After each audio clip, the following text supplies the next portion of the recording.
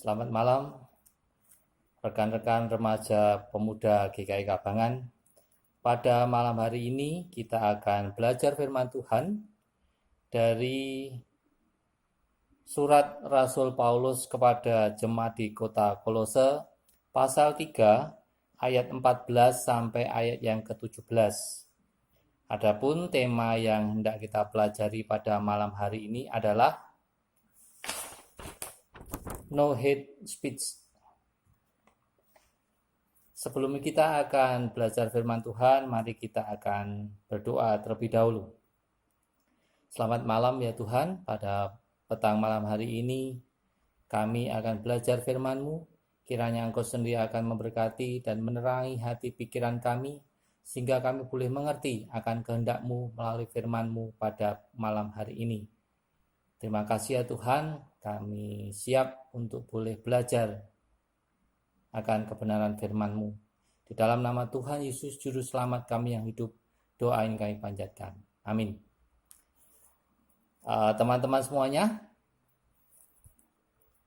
pada akhir-akhir ini mungkin teman-teman sudah melihat video yang viral yang menceritakan tentang suatu kelompok organisasi masyarakat yang membubarkan suatu pernikahan di daerah Mertodranan, Pasar Kliwon, di mana mereka menganggap bahwa acara tersebut ada dugaan mengajarkan ajaran-ajaran sesat. Kelompok ini mengeluarkan pernyataan-pernyataan, ujaran-ujaran yang bernada kebencian kepada kelompok yang lain, dan akibatnya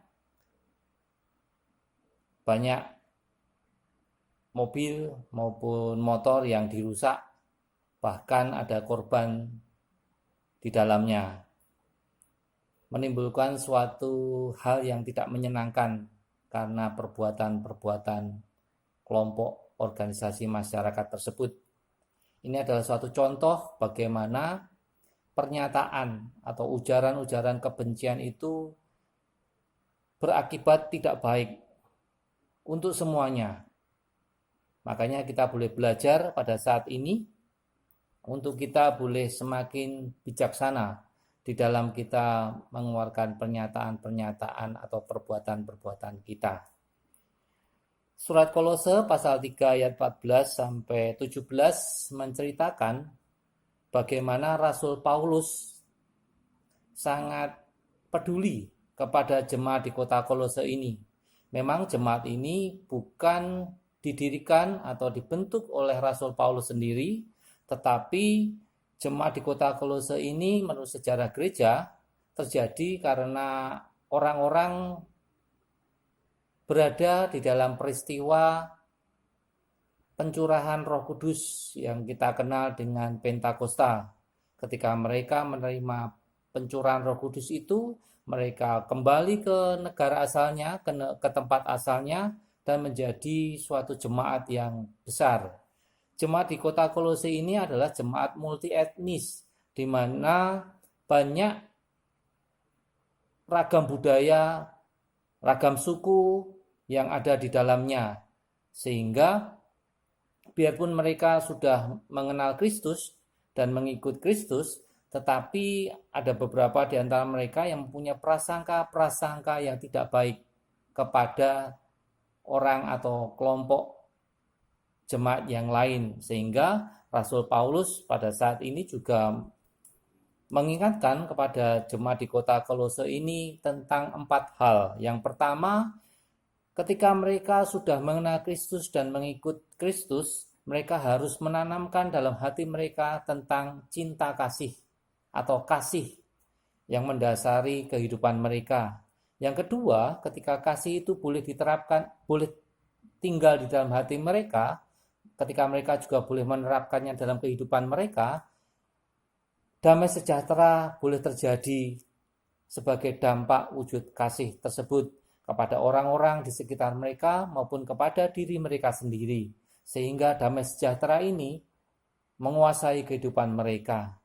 Dan kalaupun di antara mereka ada perselisihan ataupun beda pendapat, mereka diharapkan ketika menegur atau mengajar orang lain, mereka menggunakan dengan cara-cara yang baik, cara-cara yang bijak. Dan semuanya ini didasari dengan teladan dari Tuhan kita Yesus Kristus, bahwa ada 2 hal yang membuat penilaian manusia terhadap diri kita, yaitu yang pertama tentang ucapan-ucapan kita, dan yang kedua tentang perbuatan-perbuatan kita. Nah, ketika kita melakukan 2 hal itu, apa yang orang lain pandang dalam diri kita?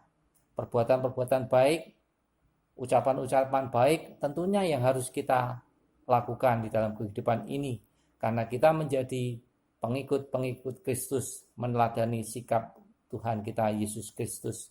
Nah, melalui contoh yang tadi teman-teman, bagaimana ujaran kebencian itu sering kita jumpai di dalam kehidupan kita keseharian, karena banyak perbedaan-perbedaan di antara kita, beda pendapat, beda keagamaan, itu juga bisa menimbulkan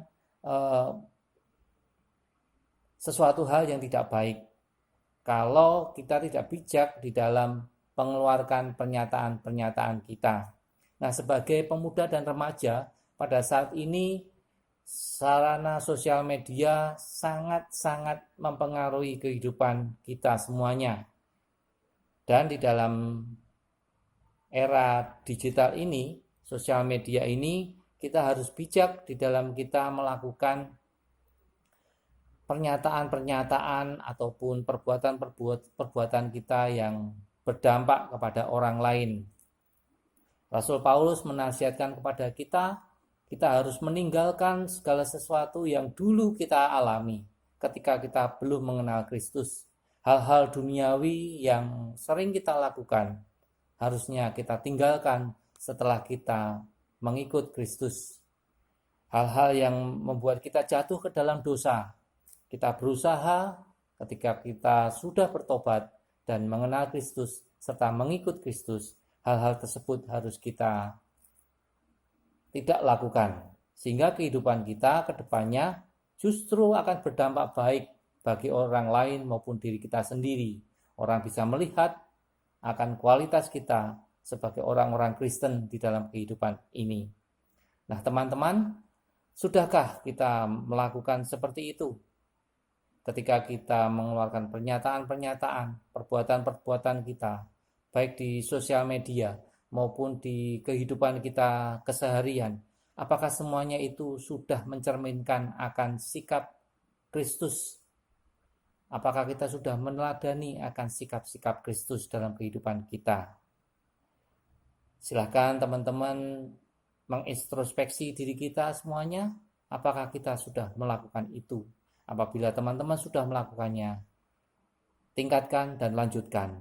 Tetapi kalau di antara teman-teman masih melakukan hal-hal keduniawian teman-teman semuanya, mengeluarkan kata-kata yang tidak baik, mengeluarkan ujaran-ujaran yang penuh dengan kebencian, marilah bersama-sama kita belajar untuk meninggalkan itu semuanya, karena hal tersebut akan berdampak tidak baik bagi diri kita maupun bagi orang lain.